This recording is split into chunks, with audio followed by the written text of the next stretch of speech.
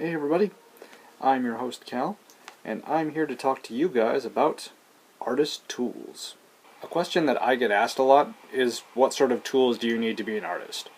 It's not exactly the simplest question in the world because there are a variety of answers, and all of it depends on what type of artistry you're going into. Some people are born with a natural talent for art, which is fantastic, but talent alone will not get you anywhere if you don't have the right tool set. It takes a lot of trial and error to figure out what tools are best for you. That said, I can give you a few pointers in the right direction. Before we begin, please note that the following art tips are based on what I use to create art. Use whatever works best for you.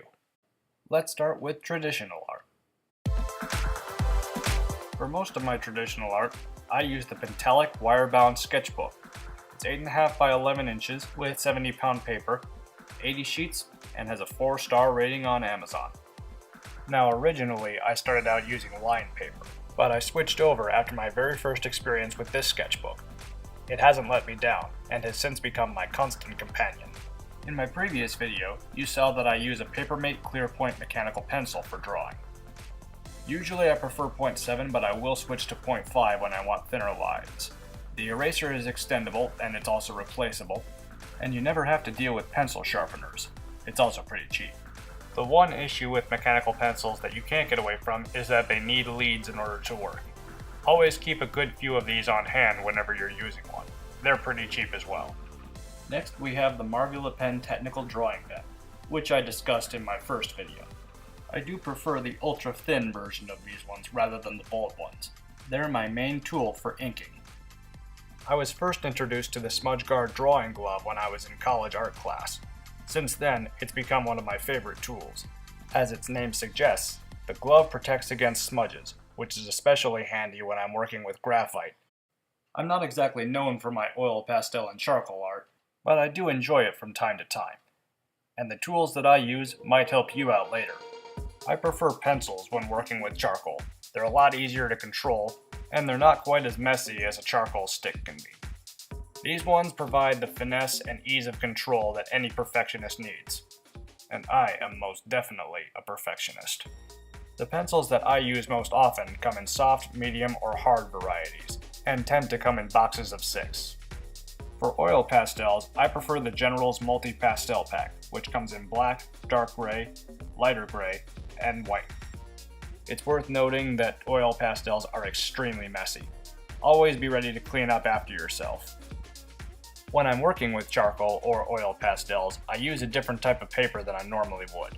Strathmore mixed media paper tends to be my default. It's very large and it only carries about 15 sheets, but the texture is perfect for working with either media. And finally, we move on to digital art. For digital artwork, I use my computer, an MSI GS6 3VR Stealth Pro laptop. Some of the programs that I use on it are Paint Tool Sci for digital drawing, lining, and coloring, Toon Boom Harmony Advanced for animation, and Microsoft Word for titles, text, and writing books. Yes, I do write books in my spare time. I don't use pen tablets. I actually use my computer's touchpad. This doesn't mean you have to do the same, it's just what I do. One of the #1 causes of headaches for any artist is the loss of digital files.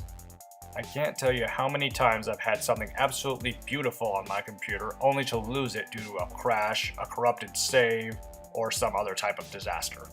Back up your files. Get yourself a portable hard drive and update it regularly. This next category is dedicated to tools that you might not normally need, but are nice to have around anyway. A roll of tape, ideally for putting things together, but also good for fixing mistakes from time to time. An X-Acto knife with a pen cap. X-Acto knives are great for cutting things and being accurate, and the cap is designed to keep you from stabbing yourself. Band-aids, for when you stab yourself anyway because you forgot to put the cap on. Don't worry, we all do it. A phone, or someone who happens to have a phone, which is handy for calling 911 and getting yourself medical assistance for when you forget to put the cap on, stab yourself, and have passed out from blood loss. Inspiration is one of the most valuable tools for an artist. Artists like me live off of inspiration. We couldn't do half of what we do without it. Here are some of the sources that I use to get inspired. A lot of my inspiration comes from my books. I have my own private library, as you can see here. It's mostly game manuals and novels that I really like to read, and I've pretty much read every single one on here a bunch of times. But you never know exactly when one of them might hold the key to the next picture. When books don't cut it, I turn to TV shows and movies for inspiration. I've probably seen most of these at least 100 times. When that doesn't work, I turn to video games, because you never can tell when a game might provide the best inspiration for the next scene. And if all that doesn't work, I have toys. Occasionally, you can use toys for something other than fun, such as setting up dioramas, recreating scenes, and... Wait a second, what? Hey, this isn't playtime! Seriously, get back in there! Wait, what are you doing?